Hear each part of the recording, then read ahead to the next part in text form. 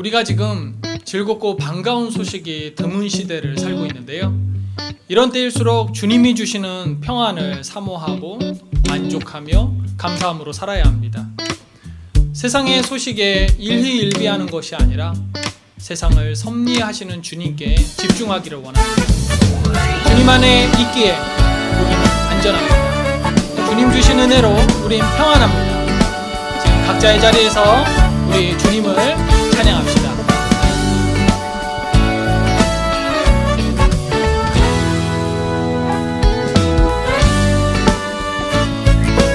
주께서 내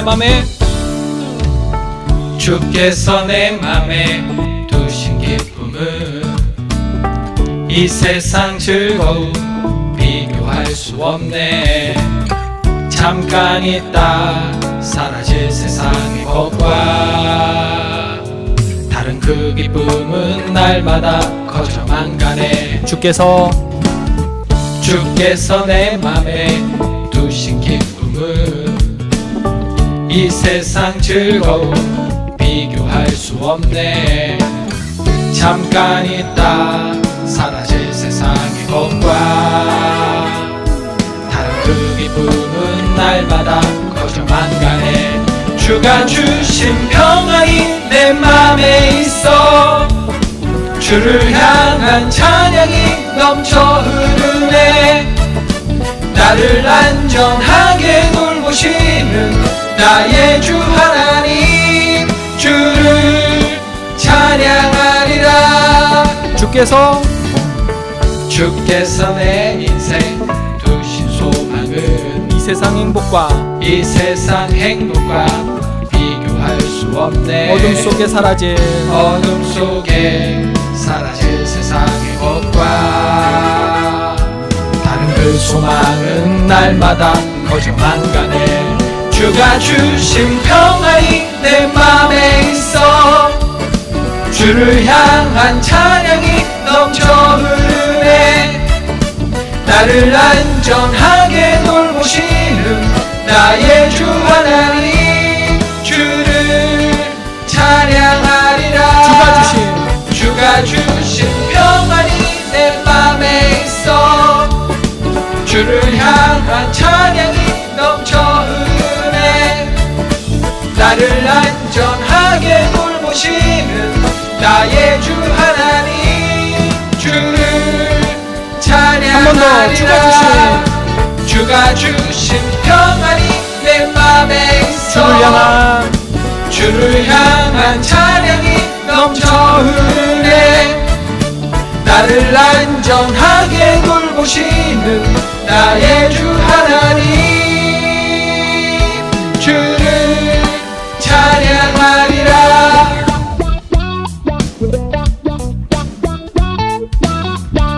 이 시간 전심으로 하나님을 예배하는 우리 청년들에게 하나님께서 주시는 큰 은혜가 임하기를 소원합니다.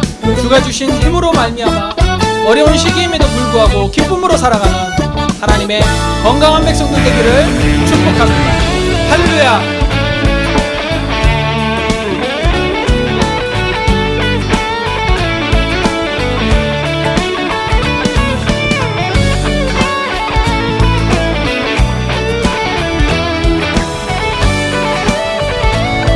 한 번 더. 주가 주신 평안이 내 맘에 있어.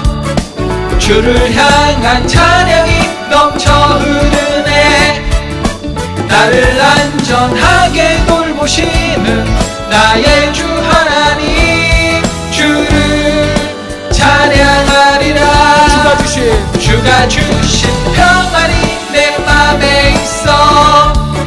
주를 향한 찬양이 넘쳐 흐르네.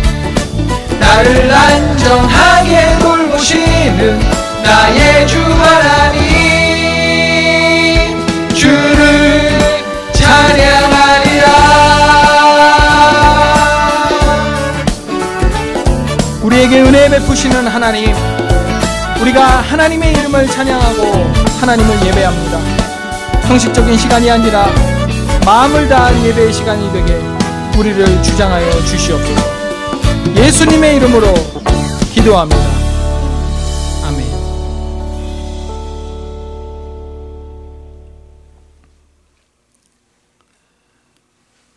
성경 봉독 시간입니다. 오늘 함께 볼 성경의 본문은요, 누가복음 2장 40절부터 52절까지의 말씀입니다. 가능하다면 여러분도 직접 성경책을 갖고요, 그 성경 본문을 함께 찾기를 권합니다. 누가복음 2장 40절부터 2장 52절까지의 말씀이고요. 제가 가진 성경은 신약 90쪽에 있습니다.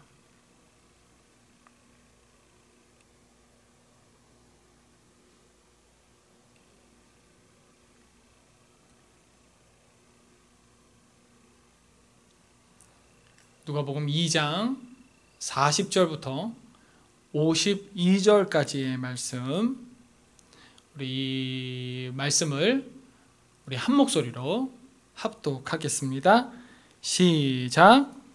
아기가 자라며 강하여지고 지혜가 충만하며 하나님의 은혜가 그의 위에 있더라.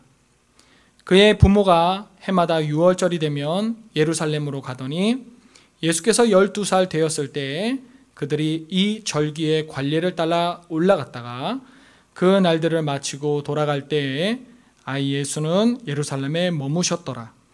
그 부모는 이를 알지 못하고 동행 중에 있는 줄로 생각하고 하룻길을 간 후 친족과 아는 자 중에서 찾되 만나지 못하매 찾으면서 예루살렘에 돌아갔더니 사흘 후에 성전에서 만난즉 그가 선생들 중에 앉으사 그들에게 듣기도 하시며 묻기도 하시니 듣는 자가 다 그 지혜와 대답을 놀랍게 여기더라. 그의 부모가 보고 놀라며 그의 어머니는 이르되 아이야 어찌하여 우리에게 이렇게 하였느냐.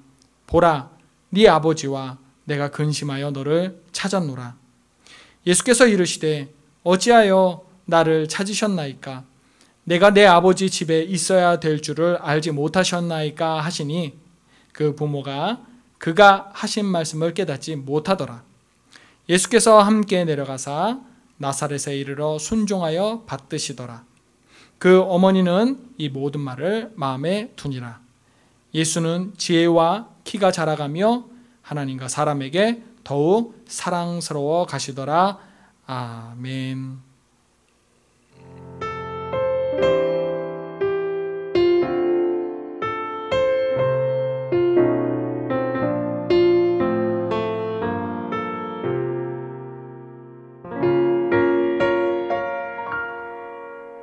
왜 나를 깊은 어둠 속에 홀로 두시는지, 어두운 밤은 왜 그리 길었는지, 나를 고독하게 나를 낮아지게 세상 어디도 기댈 곳이 없게 하셨네.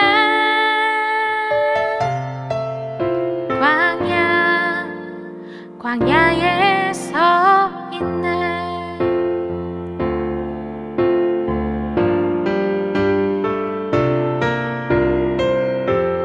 주님만 내 도움이 되시고 주님만 내 빛이 되시니 주님만 내 친구 되시는 광야. 주님 손 놓고는 단 하루도 살 수 없는 곳 광야에 서 있네.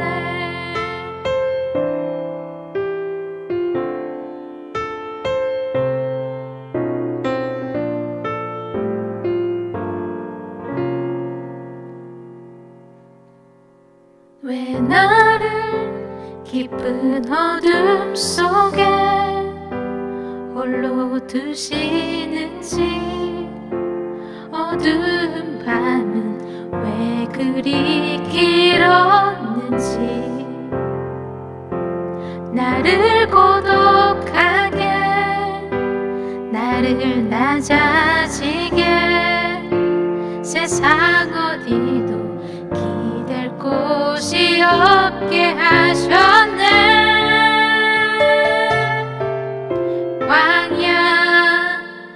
광야에 서 있네.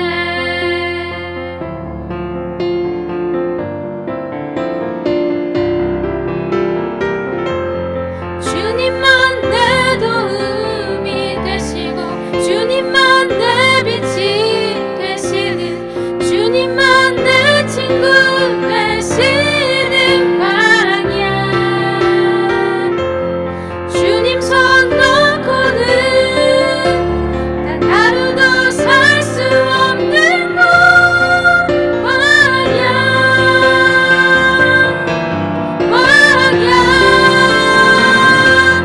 주께서 나를 사용하시려 나를 더 정결케 하시려 나를 택하여 보내신 그곳 광야. 성령이 내 영을 다시 태어나게 하는 곳 광야. 광야에 서 있네.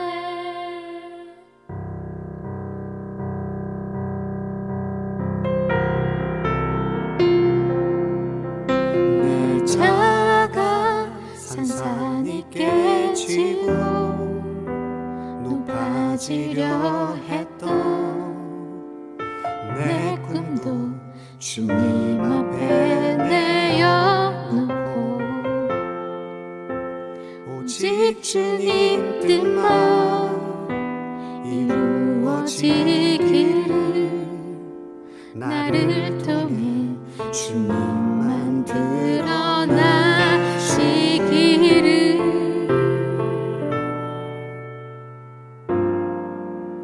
광야를 지나며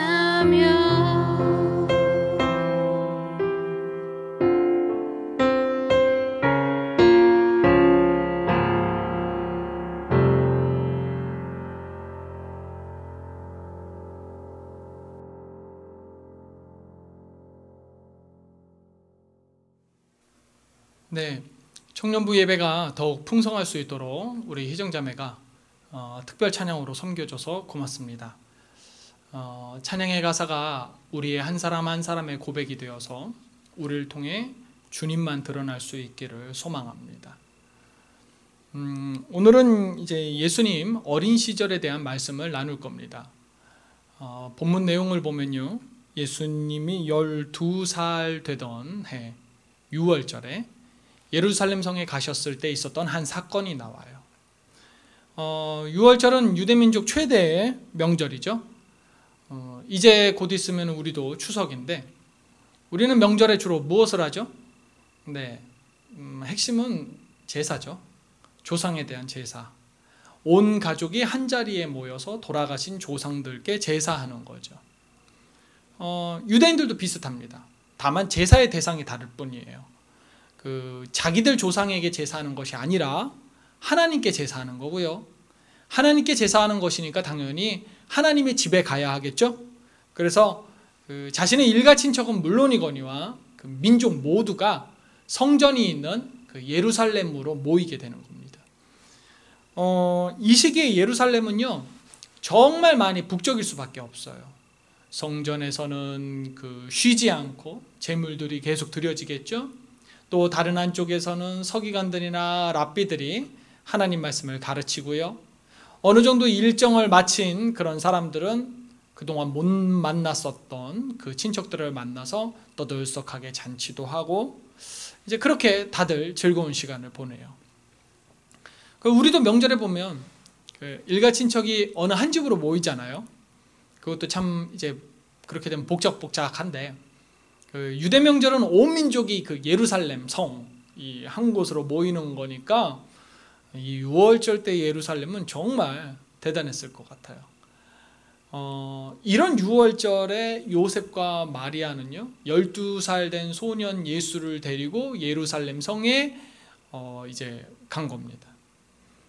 예루살렘 성에서 예수님 가족은 명절의 관례대로 하루하루의 스케줄을 잘 소화했겠죠. 평소와 같지 않은 떠들썩한 분위기 가운데에서 이 사람 만나고 저 사람 만나고 그러느라고 아마 정신 없었을 겁니다. 그러던 중에 그만 이 어린 예수님의 행방을 까맣게 잃어버립니다. 사실 예수님도 12살이니까 자기 앞가림은 할 나이잖아요. 아마 어떤 부모도요, 이 12살이나 된 아들이 그 북적북적하고 혼잡한 곳에서 단독 행동을 할 거라고 생각하지는 않았을 겁니다. 당연히 부모 주위에 혹은 그 친인척들 주위에서 놀고 있을 거라고 생각하겠죠. 이렇게 요셉과 마리아는 그 여느 부모와 다름없는 생각을 갖고 예루살렘에서의 모든 일정을 마쳤고요. 예루살렘에 올 때와 마찬가지로 그 일가 친척들과 함께 무리지어 고향으로 돌아가는 그 여정에 올랐어요. 그러던 어느 순간 쎄한 느낌을 받은 거죠. 아들을 못 본 지 며칠 지났다는 사실이 퍼뜩 생각난 겁니다. 무려 3일 동안이요. 저 같은 경우는요, 물건을 이제 잊어버리면요, 지금까지의 시간을 되짚어서 움직이며 물건을 찾아요.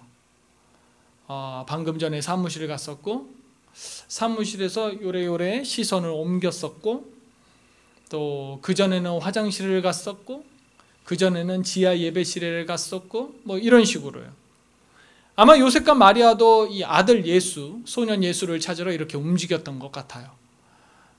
그래서 결국 어디까지 되돌아가냐면요, 3일 전에 출발한 예루살렘 성까지 되돌아가요. 애타게 이제 아들을 찾고 보니까 아들 예수는 그동안 성전에서 하나님의 말씀을 토론하고 있던 거예요. 말이 토론이지 사실상 전하는 거였거든요. 예수님이 곧 하나님이시니까 뭐 말씀으로 사람들을 압도하고 계셨죠. 하지만 부모는요, 예수님이 말씀으로 탁월하신 것은 둘째치고 아들을 이제 찾은 것에 안도하면서 아들을 질책하죠. 그게 바로 이제 48절에 이제 아이야 어찌하여 우리에게 이렇게 하였느냐, 보라 네 아버지와 내가 근심하여 너를 찾았노라입니다. 그러자 예수님이 어떻게 대답하시죠? 49절이요. 어찌하여 나를 찾으셨나이까? 내가 내 아버지 집에 있어야 될 줄을 알지 못하셨나이까? 이렇게 대답해요. 근데 예수님도 보면요, 참 이해가 안 가요. 엄마가 야 너 찾았잖아 라고 말씀하시면 아차 엄마 죄송해요, 성경 말씀 나누느라 시간 가는 줄 몰랐어요 라고 대답하면 될 것을 왜 저를 찾으셨는데요? 제가 여기 있을 것을 모르셨어요? 이렇게 대답을 한 거죠. 이런 예수님의 행동은요, 상식적으로 이해도 안 되고요. 실제로 50절에도 보면요, 그 부모가 깨닫지 못하더라라고 기록되어 있어요.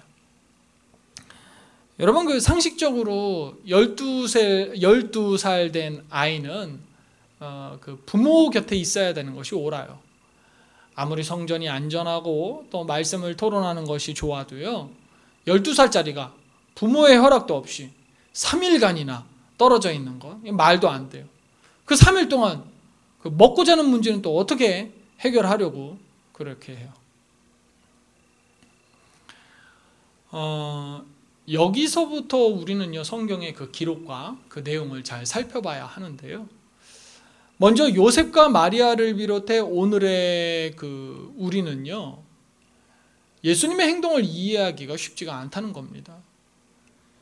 예수님은 당연하게 여기는 일을 일반인들은 받아들이기 매우 어렵다는 거죠. 예수님이 이때 한 일이 무엇이죠? 내가 내 아버지 집에 있어야 될 줄을 이라고 하시잖아요. 그럼 예수님은 아버지 집, 즉 성전에서 무엇을 하셨을까? 이제 46절에 보면요, 그들에게 듣기도 하시며 묻기도 하시니 듣는 자가 다 그 지혜와 대답을 놀랍게 여기더라. 네, 다른 사람들이 놀랄 정도로, 여기서 말하는 다른 사람들의 연령대는 같은 12살이 아니겠죠. 그 나이 드신 분들, 평생을 성경을 공부하시고 율법을 공부하신 분들이 놀랄 정도로 하나님의 말씀을 전한 겁니다. 가르치신 거죠. 문제는 하나님의 말씀을 가르치신 일, 즉 하나님의 일을 하신 것이요, 일반적인 사람들에게 이해가 안 된다는 거죠. 12살짜리가 부모와 연락이 두절된 상태로 3일간이나 떨어져서 숙식에 대한 해결책도 없이 하나님의 일을 하면 여러분, 그걸 누가 이해해요? 이해하기 어려워요. 오해받기 충분해요. 근데요, 하나님의 일이 그래요. 여러분, 하나님의 일에 참여한다는 것은요, 사실 그 상식을 넘어서는 일이에요. 그래서 때로는 부모와 가족마저도 이해하기 어려울 때가 있어요. 실제로 예수님의 생애 가운데서도 그 가까운 사람들에게 이해받지 못한 적, 그게 한두 번이던가요? 성경에 나온 신앙 인물들 중에서 사실 상식적으로 행동한 사람이 과연 얼마나 있어요? 일례로 다윗이 골리앗하고 싸운 것? 이거 자체가 말이 안 돼요. 요즘 같으면은 그런 싸움판 자체가 안 벌어져요. 그렇죠? 우리는 이 점을 항상 유념하고 살아야 돼요. 하나님의 일을 하는 것이요, 주변으로부터 이해받기 어려울 수 있다는 점을 기억해야 돼요. 때로는 상식에 반할 수 있고요, 일반적으로 납득하기 어려운 일일 수 있다는 것을 알아야 돼요. 그래서 하나님의 일을 하는 사람은요, 믿음의 용기를 가져야 돼요. 그리고 하나님의 일을 하는 사람을 보는 사람은요, 믿음의 격려를 해줘야 해요. 물론 그 하나님의 일이 맞는지 분별하는 그 영적 각성은 반드시 필요합니다.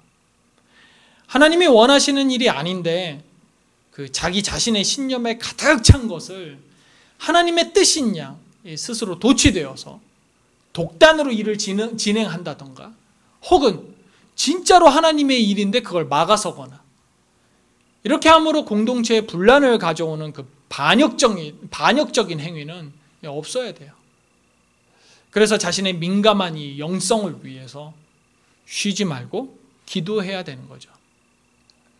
스마트폰이나 TV, 게임, 취미, 여러분, 이런 것에 앞서서요, 하나님 앞에 나가야 해요. 가능하다면 이 온라인 예배하는 우리 청년들이요, 청년들은 하루에 1시간 정도 시간과 장소를 구별해서 기도하는 시간이 있었으면 하는 바람이 있어요. 물론 말씀 읽는 시간 제외하고요. 그렇다고 처음부터 1시간 기도하고 또 따로 말씀 보고 이걸 말하는 것은 아니에요. 점차 늘려가는 거예요. 저도 처음에는 한 5분 기도했어요. 아주 어릴 때, 대학교 1, 2학년 때. 근데 그렇다고 늘려간다고는 하는데 몇 년째 제자리면 안 되겠죠. 목회자니까 가능한 소리다, 이렇게 가볍게 여기지는 마세요. 하루 1시간 정도는 TV 프로그램 하나 안 보고 SNS 하는 시간 줄이면 충분히 만들어낼 수 있는 시간이라는 거 다들 알잖아. 그런 영적인 뜨임이 있는 우리 청년부가 되기를 소원하고요, 진심을 다해서 정말 여러분을 축복합니다.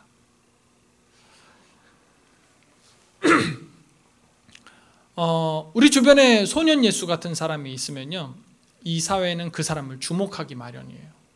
왜냐하면 좀 특별하거든.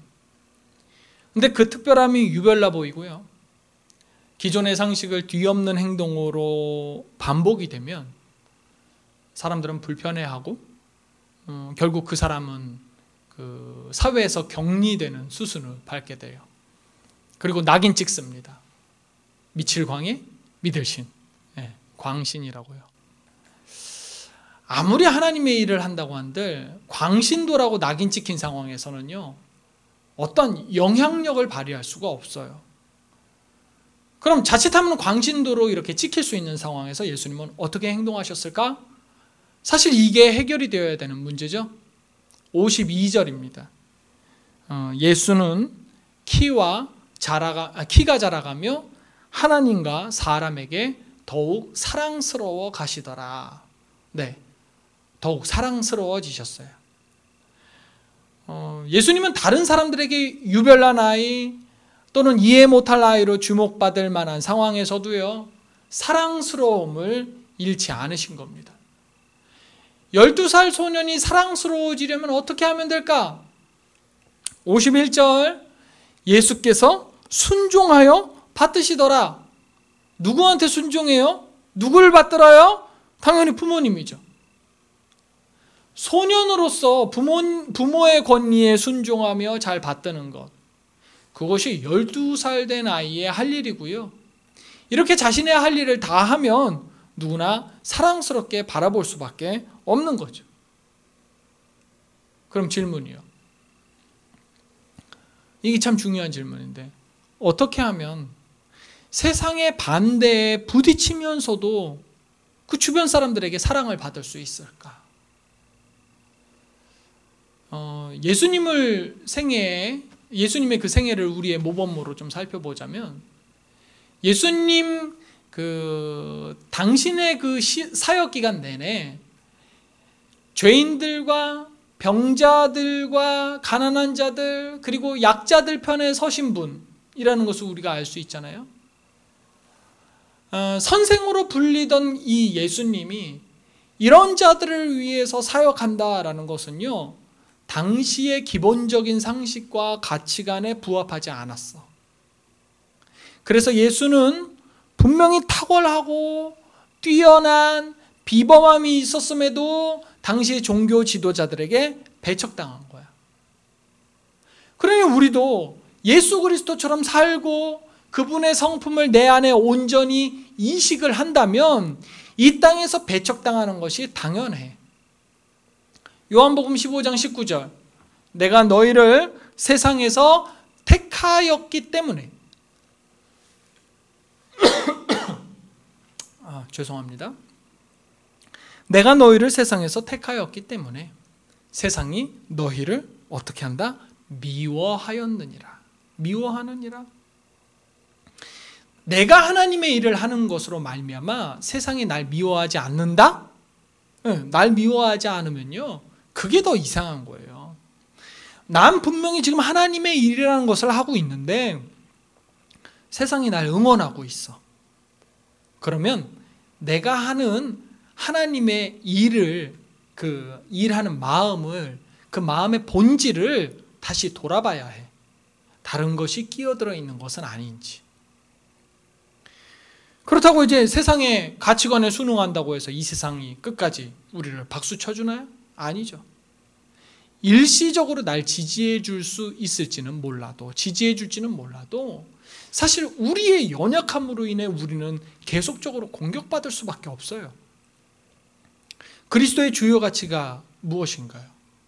사랑, 희생, 정의, 이런 거잖아. 그런데 그리스도인으로서 이런 단어 앞에서 당당히 떳떳해? 난 그리스도인이니까 누구나 사랑해? 어떤 희생을 감수할 수 있어? 정의를 위해서라면 물불을 안 가려? 여러분, 이런 것들이 좋은 가치라는 것은 아는데 사실 그게 잘 안 되잖아. 그러니까 세상은 우리의 약함, 이 안 되는 부분을 물고 늘어지며 이런 부분을 공격한다니까. 그럼 다시 질문 잊어버렸을까 봐 다시 질문. 어떻게 하면 세상의 반대에 부딪히면서도 주변 사람들에게 사랑을 받을 수 있을까? 예수님을 따른 사람들은 예수님의 말씀뿐 아니라 예수님이 보여주신 친절과 온정에 감동을 했어요. 예수님이 이해되지 않는 성품을 드러낸 적도 종종 있기는 있어요. 마태복음에 보면 예수님이 바리새인들을 보고 뭐라고 불러요? 독사의 자식들아 라고 아주 심한 욕을 해요. 또 십자가에 달려 죽으시기 직전에 이제 예루살렘 성에 들어가셨을 때는요, 성전 앞 장사꾼들의 그 가판을 다 뒤엎으시는 난리를 만드셨죠. 성전 정화 사건이요. 이런 게 상식에서 어긋나고 오해받기 좋고 원망을 사는 행동들의 대표적인 모습이죠. 죄송합니다. 그런데 이런 행동은요, 예수님 행동의 극히 일부예요. 예수님은 그 사람이 말하는 것처럼 말한 사람은 이때까지 없었나이다 라는 평가를 들을 만큼 말씀으로 감동을 주시는 사람이에요. 주변의 사람들이 그 사람이 말하는 것처럼 말한 사람은 이때까지 없었나이다 이렇게 평가를 해요. 얼마나 감동이 됐으면 그렇게 말을 주변 사람들이 하겠어. 또 가난하고 병든 자들을 위해서 눈물을 흘리시기도 하셨고요. 친척인 침례 요한이 그 헤롯에게 목베임을 당했다는 그 소식을 듣고 마음이 되게 힘드셨거든요. 근데 그 힘드셨음에도 불구하고 사람들이 자신을 찾아오니까 그 사람들을 향해 나아가실 정도로 긍휼의 마음을 가지신 분이셨어요. 우리가 하나님의 성품과 가치관으로 사람들을 대한다면 바로 그 하나님의 성품과 가치관이 가진 진실성, 생명력, 바로 거기에 그 매료된 사람들로부터 인정을 받을 수밖에 없어요.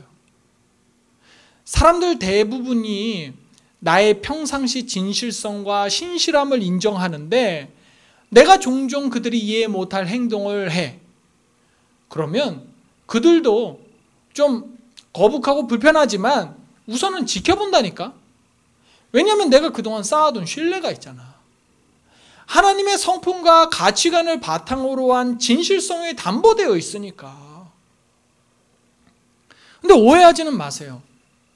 세상 사람들이 싫어할 하나님의 일을 나중에 하기 위해서 미리 까방권을 획득하라는 것이 아니에요. 까방권 맞지? 이럴 때 쓰는 거.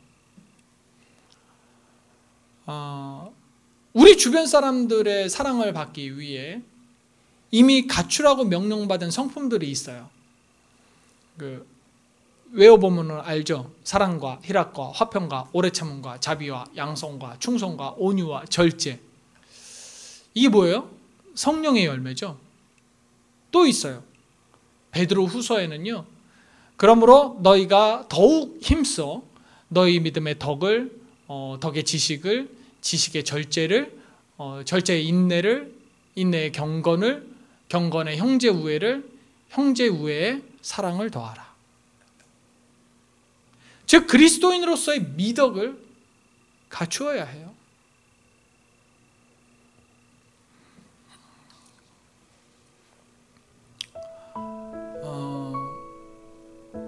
하루 종일 사무실에 있다가 잠깐 이제 몸이 찌뿌둥해서 스트레칭 하려고 현관문을 열고 나가면요,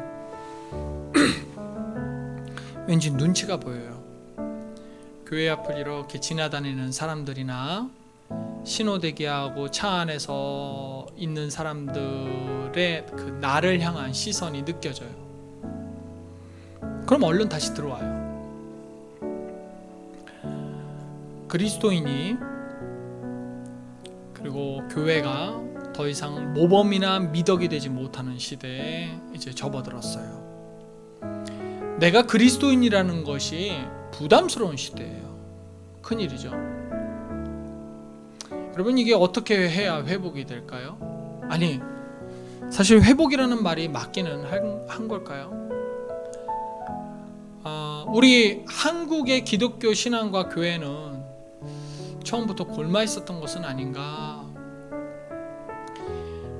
현재 한국 교회가 처한 상황이 안타깝고, 그래서 이렇게 상황을 만든 자들 때문에, 그런 선배들 때문에 때로는 화도 나지만, 이것도 나와 여러분이 함께 짊어져야 할 우리 세대의 신앙적 과제다라고 생각한다면 그건 나름대로 기쁨으로 받아들일 사명이 아닌가 싶어요. 내가 수행해야 될 사명이 있는 거잖아요.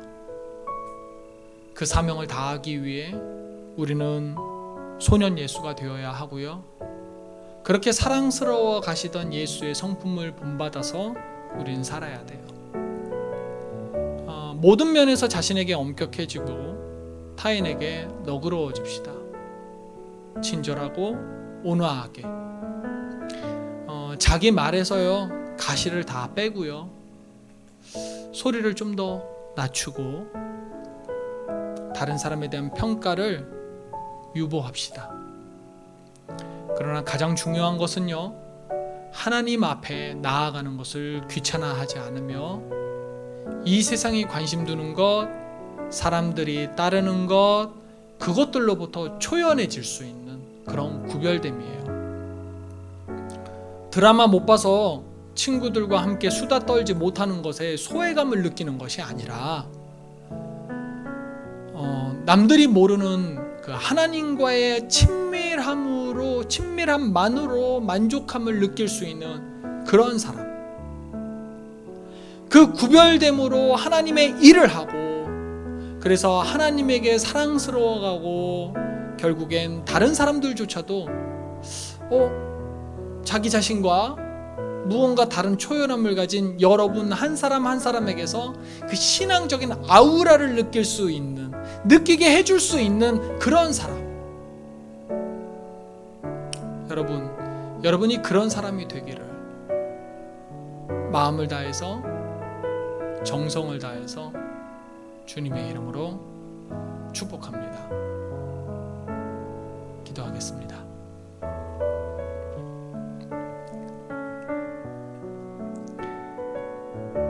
우리의 참 주인이신 하나님, 우리를 주님의 자녀로, 백성으로, 일꾼으로 불러주시고 우리를 죽음에서 생명으로 건져주셔서 참 감사합니다.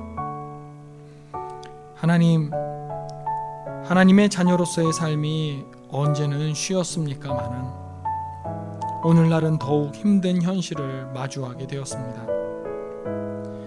어쩌면 신앙생활이 쉽게 이루어졌던 지난날이 사실 온전하지 못하게 신앙생활했던 냄새나던 시절이었는지도 모른다라는 반성을 합니다. 주님, 이제부터 진짜 구별되고 정결하고 신실한 신앙의 삶을 살려고 합니다. 하나님의 일이라는 명분으로 독불장군식의 오만불손한 모습은 이제 그만하고 하나님 앞에서 겸허하게, 사람들 앞에서 온화하게 예수님의 인격이 내 안에 있는 것과 같이 살게 하여 주시옵소서. 이제 그리스도인의 삶의 모습을 다시 정립해야 하는 무겁고 한편으로 가슴 벅찬 사명의 출발선 앞에 섭니다. 힘들고 오해받고 희생이 따르는 사명이지만 그것이 이 땅의 어둠을 밀어낼 수 있는 빛의 역할이라면 감당할 수 있도록 힘을 허락하시고 동행하여 주시옵소서. 얼마나 밝게, 얼마나 오래 빛을 비출 수 있을지는 모르겠으나 내 영혼의 심지가 다해서 내 빛이 사그러드는 그날까지 이 세상에서 하나님의 일을 하며 하나님의 사랑을 받으며 사람들의 존중을 얻을 수 있는 그런 사람 내가 되게 하여 주시옵소서. 이 시간 진심으로 예배하고 기도하는 우리 청년들에게 오늘 그런 사람이 될 수 있도록 복 주시기를 이들의 담당 사역자로서 정말 간절히 바라옵고 축복하며 예수님의 이름으로 기도합니다. 아멘.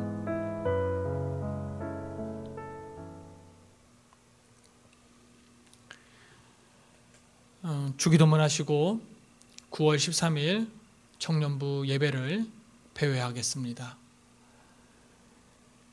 하늘에 계신 우리 아버지의 이름을 거룩하게 하시며 아버지의 나라가 오게 하시며 아버지의 뜻이 하늘에서와 같이 땅에서도 이루어지게 하소서. 오늘 우리에게 일용할 양식을 주시고 우리가 우리에게 잘못한 사람을 용서하여 준 것 같이 우리 죄를 용서하여 주시고 우리를 시험에 빠지지 않게 하시고 악에서 구하소서. 나라와 권능과 영광이 영원히 아버지의 것입니다. 아멘.